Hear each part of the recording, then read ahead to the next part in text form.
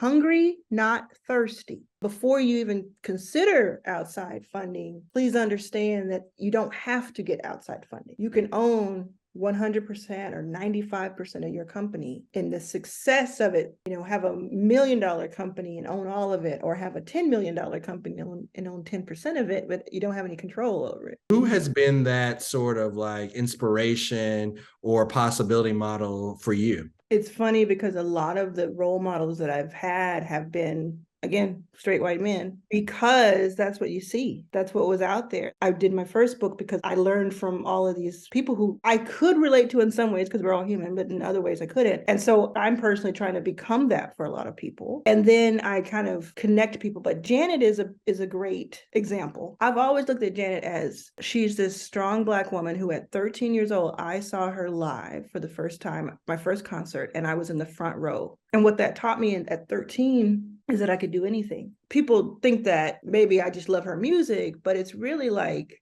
I love her business acumen that she never gets to talk about, which I'd love to interview her about. I love that part of it, like the decisions she's made. And she had a record-breaking contract in the 90s for a woman in music. It was like the #1 contract, and it doesn't get talked about too much. Can you tell us a bit about what led you to write this and sort of some of like the teasers or the gems that people can hope to find from your first million? I'll just say this to kind of set the stage. Like, I'm one of the highest paid speakers in tech today. And so because I had my podcast for 4.5 years, because I have so many investors in my fund, there are very few people who have spoken to and studied more millionaires and billionaires. So I've been able to really figure things out for myself. And one of the things I've learned is that almost anybody, I say 99.9% of people who can see this can be a millionaire. So that's the first thing, is like this mindset shift. And that's what I learned. Then I learned from Dr. Pamela Jolly, who is a Black woman. She taught me in our very first episode of Your First Million that wealthy people own things and collaborate. And I have kept that with me since the day she said it in my living room, right outside this door. And then the third thing I learned is that the skills and the steps needed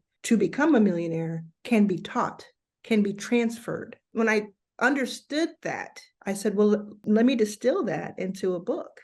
What makes a company or founder worth investing venture capital in from your fund? Majority is tech-based. It's for a few reasons. It's easier to scale. You don't need as much money to back it, that sort of thing. You're not beholden to supply chain, et cetera. And so it's really about the different elements that you have going for you. A lot of times funds will need you to have a lot of traction. And the point of that is two things. One is, if I had a lot of traction, I wouldn't need you, fund. And the second thing is, when I say traction, what I mean is, what have you been able to do with the resources that you have? What resources have you been able to procure that are outside what should be normal for you, right? Because you're talking to someone, you got to remember, you're talking to someone who slept on the floor of the San Francisco airport for weeks at a time in order to raise a fund for 200 plus companies. If I say to you, okay, you've surveyed 100 people to see if they would like your product, how am I supposed to do that? Oh, we're going to have a problem. Yeah. Right? Because there's a lot you can do without money. When people tell me, oh, I didn't do that because I didn't have any money, I just have to take a pause and say, come back. And it's not a no, it's a come back. If you're getting value from this video, you may be the perfect candidate for my new community, Arlan's All Access. Over the next 12 months, I am teaching 100 people how to make an extra $100,000. In my Arlan's All Access community, I will help you grow your personal brand, unique skills, network, and impact to add at least $100,000 to your income within 12 months. Go to the link in the description below to join while there's still room. Are there any startup movements that you're noticing right now that are sort of poised to take advantage of like that abundance mindset and the period in which we're moving toward? So you can see it in some of the creator economy, gig economy. Like, the idea of it is more people have the ability to have a flexible work schedule, and entrepreneurs who can't necessarily hire somebody for a full year having fractional help. And all of that is really exciting to me. Anything that's in that creator gig economy, I call it mini empires. So MANY, MINI, empire. So anything that helps you create your mini empire, you don't have to be a billionaire to be successful. At the same time, I believe that any one of us watching this today can be a millionaire. So anywhere that like creates this high quality of life and gives you more power and more of what is actually yours to inherit in this world, that's exciting to me. Spencer asks, how can nonprofits utilize their missions to find capital from the VC community when there is only a guaranteed social impact ROI and not necessarily a financial ROI? You're not necessarily going to be able to, and I'm just being real. But I had a conversation with a managing partner of a fund that has returned billions of dollars. And they were telling me about something that they did, which I thought should be for profit. It was like a fund. And he said, we did all this. It was all nonprofit. And he told me this was the only way we could get it done. He's a white man, and it was for Black people. He said he went out at first and asked if everybody would invest in this fund for Black people. And they said no. Then he went to all his millionaire friends and he said, will you donate $1 million each? And they said yes. So you could Trojan horse it by partnering with someone who plays the part, who has the connections, and then they talk about you and they kind of parade you around. And, sometimes you got to do it. So you could do that, or you could say, I don't want to be in a club that would have me.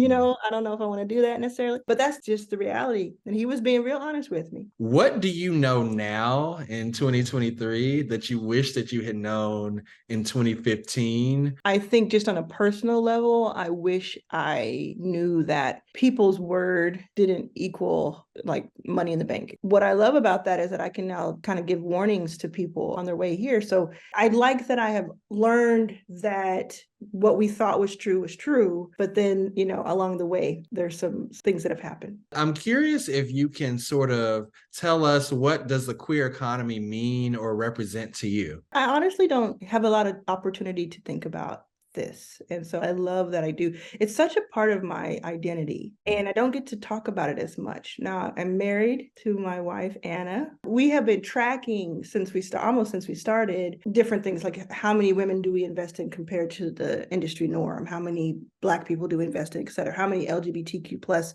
who are open about that do we invest in? And so we have always been at least 10x the norm with the queer community when it comes to entrepreneurship and investing. But to me, it's still not enough, because when you're talking about the tiniest of percentages going to us, even 10xing that is not enough. So to me, it's just a matter of every year, how can we get better and better at finding the companies that we want to invest in who are led by queer folks? In what you've experienced thus far, like how can that deal flow improve or increase? The answer is, if I'm going to go on stages across the country and yell at straight white men for not looking further enough, I need to do the same thing. And that's what we do. We can always do better.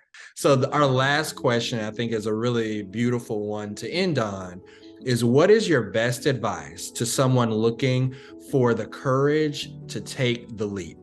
People ask me, how did I just kind of persevere through all the stuff I was going through to even make it to the point where I could start the fund? My answer is, I thought that if I could make this happen, how many people would it positively affect? How many lives would it change? So a lot of times your inspiration, perseverance does not have to be about you, how it affects you, if you can make it. It's more about who are the people that you can set this up for. My mother, and I'm going to get, it's a whole thing. So we were on a road trip a few years ago after I had made some money, and she wanted to see all 50 states. So we were on this road trip, and she had been diagnosed with cancer.